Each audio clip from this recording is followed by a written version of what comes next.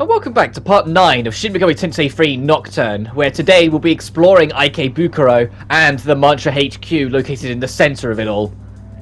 This is the next real significant area. The Mantra HQ is run by Gozu Tenno, who we'll be learning more and more of as we start exploring this area and talking to the souls and or demons here. As I've mentioned before, the red Oni you see around the place, avoid talking to them because all of them will start fights with you for no real reason. But there's a Bicorn down here that randomly says, hey, can we talk? So I'm like, okay, sure, take me with you, friend. I mean, sure, dude, you can be more fusion material. Most demons that join you, especially after you've got the compendium, they aren't joining you to join your party. You're joining you to be used as material to fuse into something else later. And I suppose to fill out the compendium, because if you're going for 100% prerequisite is maxing out the compendium. I will be getting 100% of all the Magatamas, and I will be going for the true demon ending, which requires taking down every optional boss. But I won't be maxing out the demon compendium, because by the time I do, I'll be way too high a level for anything in this game to be a real challenge. Yeah, I say that late game your level doesn't matter that much, but it's still a point of, to get every single demon, you need to get things like a demon I referred to before when I was in the Labyrinth of Amala, where you need to be level 95. That alone is a testament to, well, yeah, no, go fight the final boss at a reasonable level, why don't you? But the Ikebukuro as a whole isn't that big. Like, you've got the opening district bit that we're in, where you can go down and there's a couple rooms of people to talk to, and go up and there's a couple rooms of people to talk to. But there's not really much else there. But if you're in the main block, you just have your save terminal, the Cathedral of Shadows, and an item shop. And there's a room in the corner, but it doesn't really serve a purpose, it's just kind of there. But then, if you go through the door opposite the Fountain of Life, you go into the center block where the Mantra HQ is just kind of ominously sitting there. And if you go up the stairs to it, there are doors around the edge. Also, this dude wants a bead, which is kind of ridiculous. And he gives us a really measly amount of, like, marker in return. That was not worth it. But then, if you keep on going in the direction you went, if you keep on going, I think, east? We'll find out when the compass comes up. Yeah, east. After you go through that door, past the Mantra HQ, you go into the east block. And the east block is just there for loot and an alternate exit out of the area. But as a whole, it's not really that relevant yet. The only relevancy it will get is that a fiend will show up there a little later on. Once you clear out the Mantra HQ, the east block will house the next fiend if you so choose to want to fight it. The tall building up ahead is the headquarters of the Mantra. I suggest you go nowhere near it. Well, plot demands that we'll have to go in there, but not immediately. We got a little bit of cleanup we can do, mostly clearing out the east block. Because there are more Onis here, so like I said, avoid talking to them. But you have this big center room here, where as you can see, it's not maze-like per se, but there's a couple different entranceways, and there's a couple other exits, and not all of them are linked up. You can't just pick and choose, you have to kind of find one that leads to the next. But it's pretty easy to do. Like, you can already see every time I bring up the map, on the west side of this room, there's 3 doors in, so you can just pick, like, the higher door to go right round. The only thing that's a little unfortunate, though, is that most of the time in this east block, you'll encounter mannequins as enemies, and they're not fighting you because they hate you, they're fighting you because they don't have a choice. Because it's all, it was already heavily implied in the underpass, the Mantra are taking any opportunity they can to just steal up all of the mannequins and pretty much enslave them. So dealing with them any means necessary would not only help us with having to deal with not having to fight like the more Onis and more of the Mantra, but it would also free the mannequins and give them more access to live freely. Which is something that will become more and more of a priority for us as the game goes on, where no matter what we do with the Mantra, there's more steps you need to do before the mannequins are truly free. Once they're truly free, you get access to Asakusa, which is a great town to go to because of the resources and things that they're brought there. So it's mandatory anyway, but it's not just you're doing it because the plot demands it. There is well worth rewards for trying to help the mannequins right now. Like, you don't have to side with them in the moral sense, and there's an optional boss fight in the game well, I'd say technically the only optional boss of this game I won't be able to fight because it would contradict the True Demon ending, is the head of the mantra. If you directly obey a very specific reason, that reason is a firm belief of the weak should die and the strong should live. The mannequin, being the weakest species of the lot, will catch on to this and will try and rebel against you as a last ditch for survival, and you'll get an optional boss. But that's only if you follow that specific reason. So because I'm going for the True Demon ending, I'm not following anyone's reason. I will miss out on that boss fight. But on the plus side, I get the fight, the true final boss of the game. So you take what you can get. But if you go upstairs and out the door, you can get an upper access to this room, which goes a really long way round just for a Mystic Chest. But Mystic Chests, as I've mentioned before, because of their randomized element, you might as well just go for it. Even if it's something terrible, on the off chance it was something good, you might as well take it. But whilst we're still outside the Mantra HQ, I should make a point of saying, don't enter the Mantra HQ until you are ready, because the way the Mantra are, and if you talk to some of the mannequins, they will explain this and heavily allude to this for you. The moment you enter the Mantra HQ, they will look for every opportunity possible to arrest you. And the moment they arrest you, the only way to get an innocent verdict in the courtroom is by trial by combat. So the moment you enter the Mantra HQ, you will immediately be imprisoned and immediately have to fight your way to get your freedom. So if you're not prepared for that, you might get a little screwed over. So make sure you're prepared as you're gonna be before you enter. If you're going down the True Demon path, and you did the whole first floor of the Labyrinth of Amala, you're gonna be a tad over-leveled for this. Not drastically over-leveled, but a bit over-leveled. So you won't find it too much of a hassle, so you don't need to prepare too much. But if you're not doing it, or you're waiting until you've unlocked the second floor as well, so you can just do both and then unlock the next batch of fiends, you are going to be a slightly lower level than what we are now, and so they are going to be slightly harder fights. Going into this back room, you get there's loot in it for you, I suppose, but it's a trap room because there's Onis waiting in here, and they even kind of say, "Hi, we got ourselves a sucker, let's beat him up." And to be fair, the Onis, for how much of an annoyance they can be to fight against in the around the Mantra HQ when you encounter them, I'm gonna level with you. They're kind of terrible if you get them on your side. They're kind of not great. They're all right physically, but that's about it. And I know that's entirely my opinion. There are some people that really rock the Oni and do really well with them, for the early to mid game. And if that's the case with you, more power to you. It's just every time I've used them, I've always just been like, wow, anything you can do, I can do better. So goodbye. It's why I always prioritize having more magic users, because then I don't prioritize magic and they will carry it. Especially when I get things like mana refill, because when you got things like mana refill, then it's really not a stress anymore. You can just have them be the magic users, because you're just going to walk off what they spend anyway.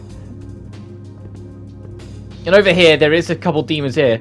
Me eat them whole. Out of this thing, this particular demon, keep this thing in mind when you go through the later floors of the Labyrinth of Amala. That son of a bitch shows up a lot, and he has Mudun. And Mudun is a higher chance than normal to connect and instant kill. And it's dark based, so if you're immune or resistant to dark, you're probably fine. But if you're not, you're screwed. And I mentioned on a previous part that I had my first Nocturne moment in my recording much later on. That was the giver of said moment. Well, I did about 40 minutes straight of dungeon working without a save, and then just as I was leaving, I encountered that enemy, and it used Mudun specifically on me, and it connected, and it was game over, just on chance. But anyway, we have now explored the entirety of Ikebukuro, so let's bravely decide to go through the front door of the Mantra HQ, and see where it takes us. You can no longer hear the voice. Will you enter the Mantra headquarters? Yes. Like I said, once you do, you're stuck until you fight your way out.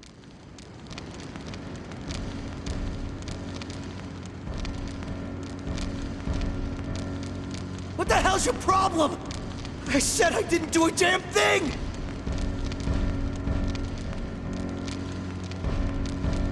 There's more? No way. Is that you? Hey, you gotta help me. We don't have time to waste here. My teacher, she's...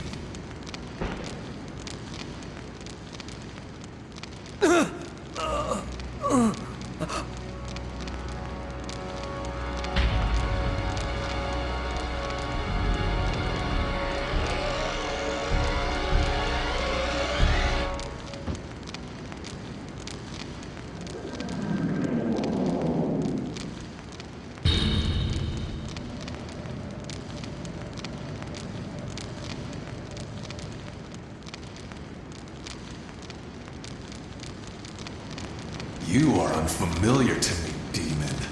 Those who tread upon Mantra territory must face my judgment. Now lock this fool away.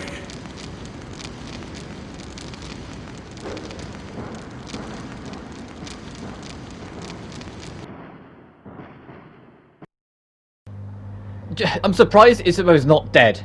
Just to jump the gun, he's not dead from that. You know, getting absolutely smashed into a wall by a hammer half his size, and then having his Magatsuhi stolen from him. Yeah, that wasn't his soul was ripped out. No, it was always Magatsuhi. You know, that demonic blood of the planet sort of thing that I've been talking about, that all the demons thirst for and whatnot. Like us, Izumo had some Magatsuhi in him, and it was just robbed from him. So now he's as worthless as, well, one of the mannequins, I suppose. He's just powerless. Which is something that's going to become a point as we go ahead. But before you can do anything to get out of here and start the fight, listen to the wall to your left and right, and they will trigger more showing up. But also make sure to pick up this item here, because you'll get a free bead. If you have any attack or magic mirrors, they can be quite helpful in the fight ahead for making it kind of win itself. But trust me, you won't really need them, so you might as well keep a hold of them since they're kind of limited anyway.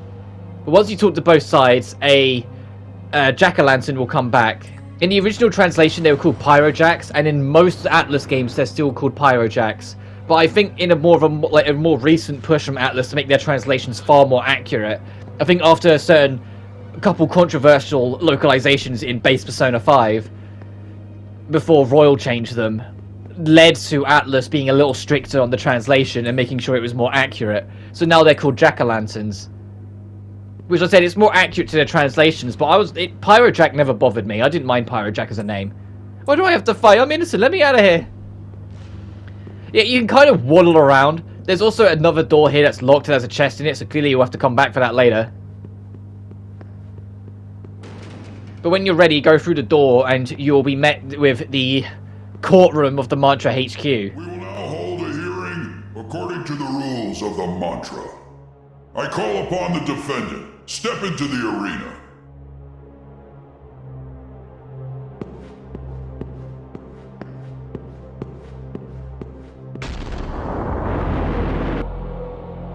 You are charged with loitering in the Ikebukuro, stirring up trouble, and entering our headquarters. On top of that, we have eyewitnesses who saw you in the Great Underpass.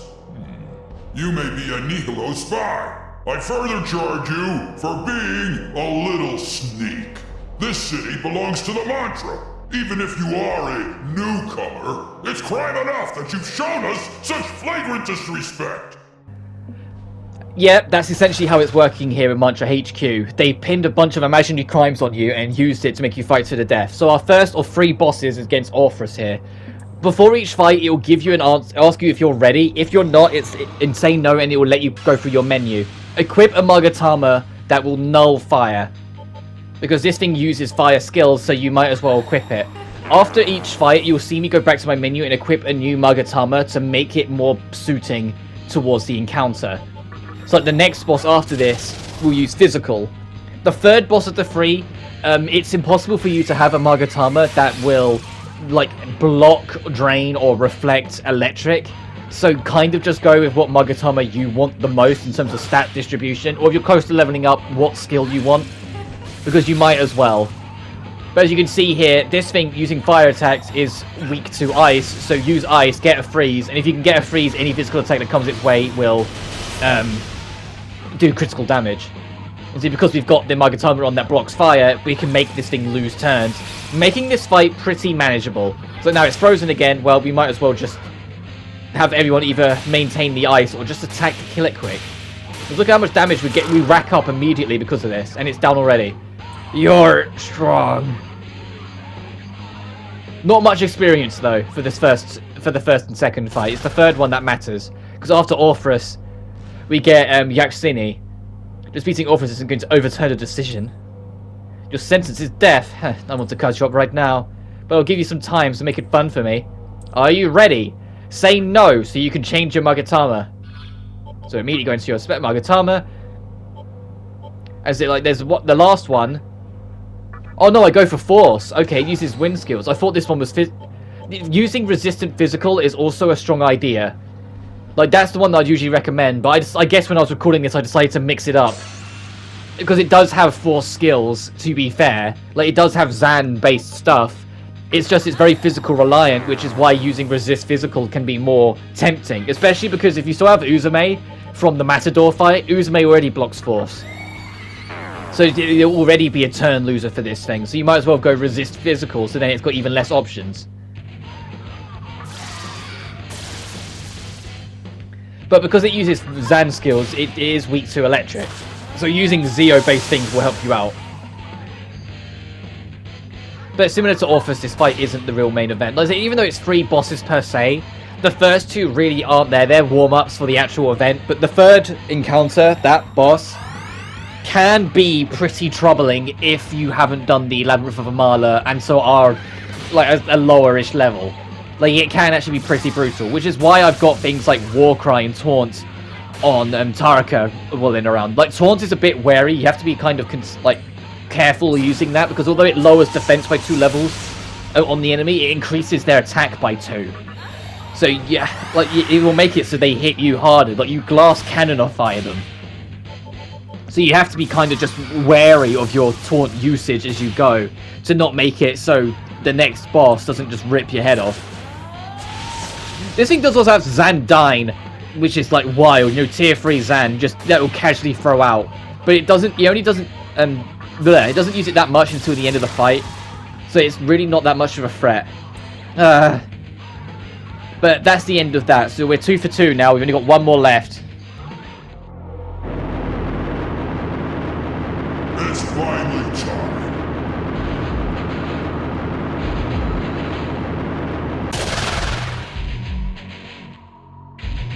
I, Thor, commend you. You have proven yourself in battle. A feat which is not easy, but do you truly think your power is enough to defeat me? My hammer shall judge your worth and decide your fate. I now offer you a moment's repose. Making preparations would be wise. Yeah, 4 is your final fight here, so make sure to say no and equip a Magatama that is more suiting. I go with the one I've recommended going for in the last one, the Komodo. Just because, although we don't have anything to resist the electricity that will be coming our way from 4, we can resist the physical. So we can use that to our advantage, and it gets us closer to unlocking Might, which gives us an increased chance of getting critical hits. Which, of how much of damage we put into our physical stats and how little we put into our luck, Might can be pretty helpful. But your first course of action is that 4 will hit you real goddamn hard, so either lower its evasion and hit rate, or lower its attack. But either way, keep him down.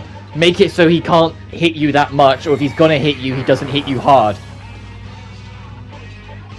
But you can see, do I push for Taunt? Do I really push for Taunt? Lowers of... Oh, I don't. Okay, good. I was gonna say, did part of me really get that ballsy? I don't remember being that ballsy before.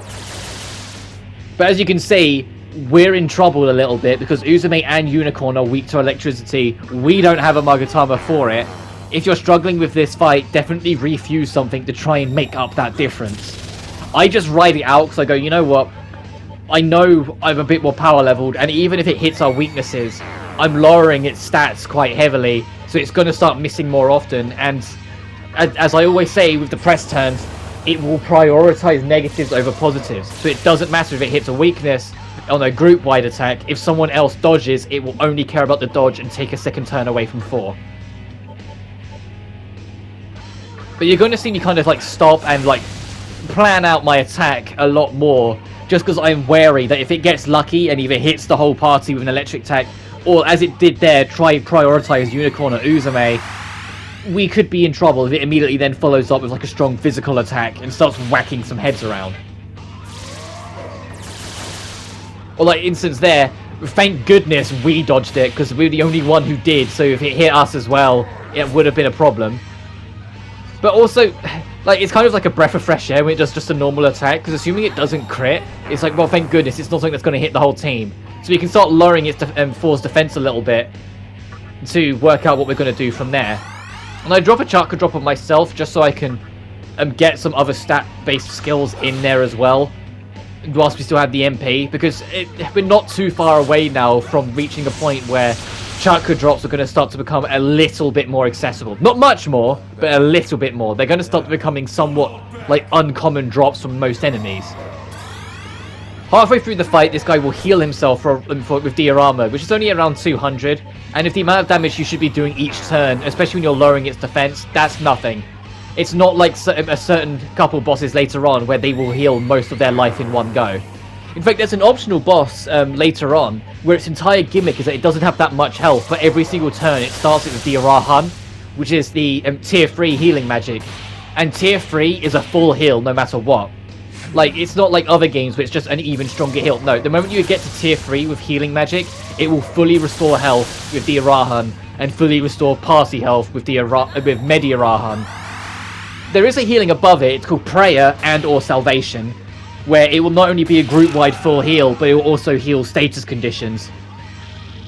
But 4, like I said, if you can keep on top of the nerfs, 4 is not a threat to you. You should be able to get through it kind of easy. I put an extra point in Vitality, mostly because there's another boss fight coming in this video that I was genuinely pretty concerned from, because I was aware that they had buffed him slightly.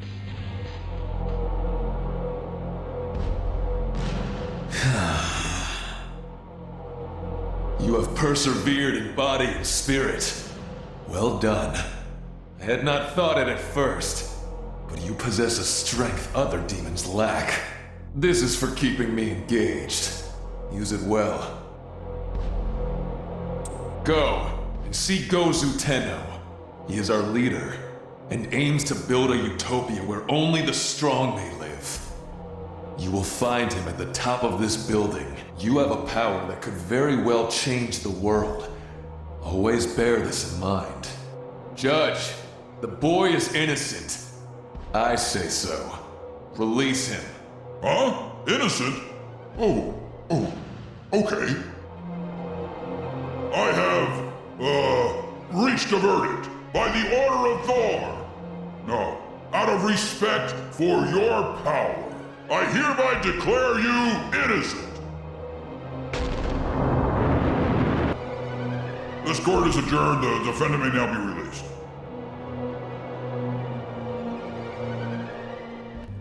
Our next objective has been laid out for us. Now we're free to go through the Mantra HQ at our will.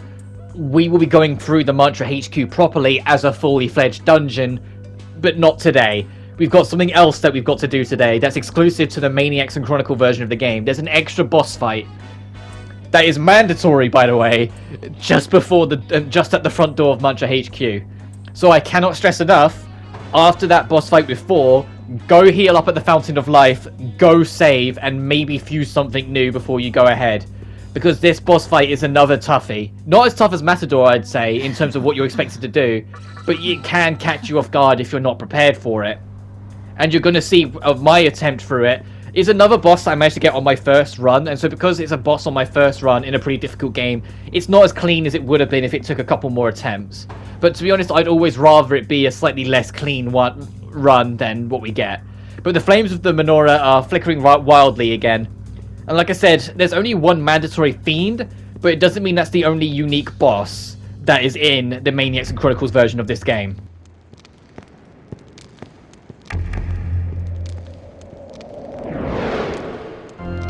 And there's our fiend right now.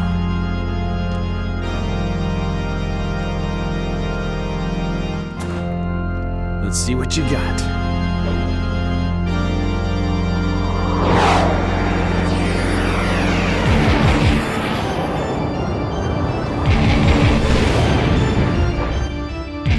Nice meeting you, kid. Don't take this too personal.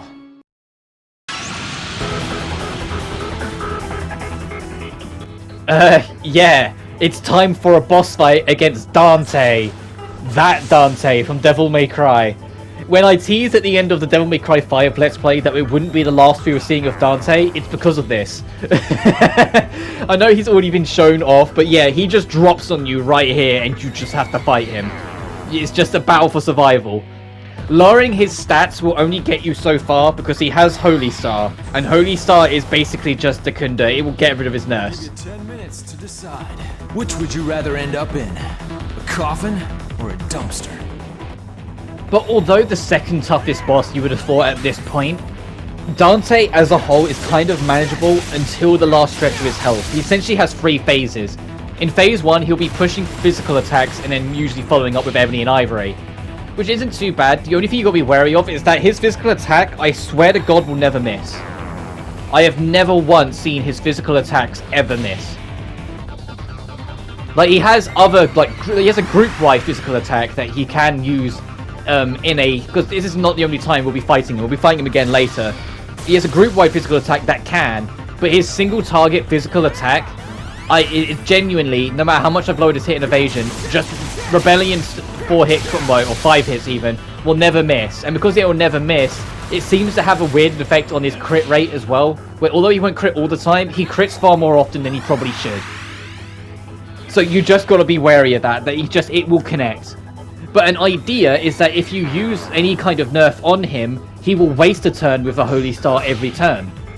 So you can lock him in place and make it so he only has 1 active turn each time. Since, you know, Rebellion won't bloody miss. He has a real cool animation though. I love all the animations they gave Dante in this for all of his attacks. Like the way they tried to reflect his DMC 1 and 2 moves, because DMC 3 wasn't out by now. This is why he has his DMC 2 appearance, because it was the most recent game at the time. The way they integrated the Devil May Cry's moveset and all of his skills, well, as many as they could get away with, into this, I can commend it quite heavily. However, if you're playing the Chronicles version, which is what you're likely to do because the Maniacs Edition is DLC for this HD remaster, because they have to pay the licensing fee somehow, you'll instead fight Raido from Devil Summoner. And I will tell you right now, Raido's a harder fight. In every encounter with him compared to Dante, Raido is a harder fight because he can summon demons of his own against you. Like, they won't be alongside him, it's more like a Persona where he will call upon them and they'll come in, do 1 attack and vanish. But they will hit you goddamn hard, and he even has a skill called Enter Yoshitsune. And if you've ever played an Atlas title, you know how much of a threat Yoshitsune is, because Yoshitsune has an infamous skill called Hasotobi, and Hasotobi is a physical attack that hits 8 times. And so if they use any kind of focus to increase the physical damage and then follow up with Hasotobi, that's a guaranteed kill to pretty much anything, including bosses and super bosses in this. It wrecks the fuck out of everything across the entire Atlas Megaverse. So the fact that Raido has Yoshitsune and has a discount Hasotobi with the skill is called Enter Yoshitsune, where it does half of Hasotobi and then Raido jumps in for the finisher. So it's not as many hits, but it looks cooler and it will still just kill people.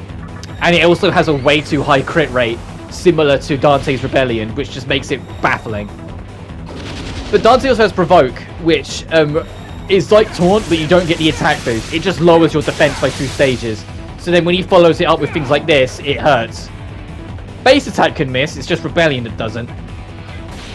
There's one more skill in this fight that we've yet to see, and you'll know when it comes because it's the most dangerous skill in this first fight by a country mile, especially because of all the stuff with Provoke.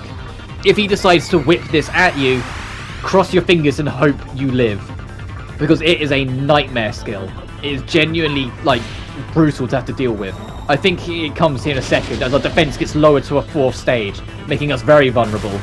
No, he doesn't, but he does kill Uzume, which is not great. Even though Uzume's MP was out, she was still a good extra member to have, so I immediately prioritized trying to get her back in the fight by spending a revival bead. Look at how little health revival beads give, by the way, 2. But you can see now he's staggering a little bit, he's starting to weaken. So now is the time you really should be trying to push for the kill, because he is going to absolutely follow up with his ultimate skill of Fight 1, Tucson Time, where he shoots the crap out of everyone. There's a flick at the end, and look at that damage. And he got a crit out of it, so he immediately does it again! And like, just like that, Taraka's at 9 HP, we're on 108, and we're confused. But counter kicks in, so he got 210 free damage, and I push for it again, and I just get lucky. At this point, I'm like, you know what? It's kill or be killed. I'm just going to go past the Taraka and have Demi-Fiend push for a physical attack again, assuming the confusion doesn't get him, for the extra damage, and pray it kills. And it does. Barely. But yeah, that's the fight with Dante. Tucson Time is the biggest threat of the fight. Not bad. I'm almost halfway impressed. You sure as hell look like a demon, but something tells me you're not. Can't quite put my finger on it. Anyway, the name's Dante. I'm a devil hunter, meaning I massacre guys like you. Granted, the only reason I'm doing this is to help the old man downstairs. But let's just call it here. Sound good? First, I need to find out what he's got planned. Told you it was nothing personal. Depending on how things turn out, maybe we'll meet again. Until then, try and keep yourself alive. Who knows? I might have another chance to kill you.